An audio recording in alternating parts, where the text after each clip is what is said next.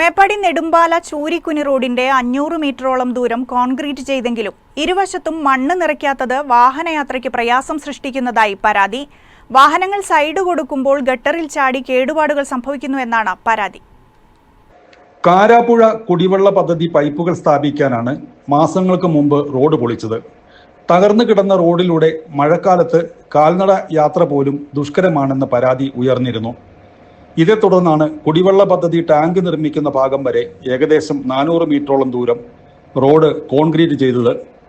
എന്നാൽ ഇരുവശത്തും ഒരടിയോളം ഉയർന്നു നിൽക്കുന്ന കോൺക്രീറ്റ് കട്ടിംഗ് ആണിപ്പോൾ പ്രശ്നമായിരിക്കുന്നത്. 2 വാഹനങ്ങൾ ഇരുഭാഗത്തേക്കും കടന്നു പോകേണ്ടി വരുമ്പോൾ സൈഡ് കൊടുക്കുന്ന വാഹനത്തിന്റെ ചക്രങ്ങൾ കോൺക്രീറ്റ് കട്ടിങ്ങിന് താഴേക്ക് വീണ് വാഹനത്തിന് കേടുപാടുകൾ സംഭവിക്കുന്നത് പതിവാണെന്ന് ആണ് ആക്ഷേപം.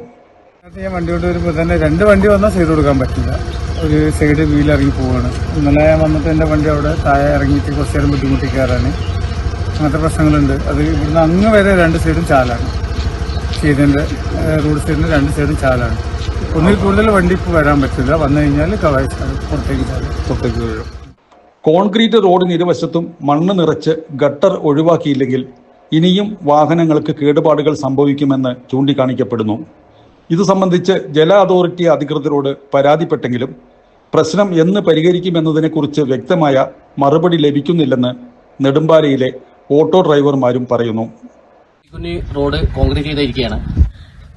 2 വാഹനങ്ങൾ ഒരുമിച്ച് വന്നു കഴിഞ്ഞാൽ ആ കട്ടിങ്ങിലേക്ക് ചാടി 2 വാഹനങ്ങൾക്ക് ഒരുമിച്ച് പോകാൻ പറ്റാത്ത രീതിയിലാണ് ഇപ്പോൾ ഈ റോഡ് കിടക്കുന്നത്.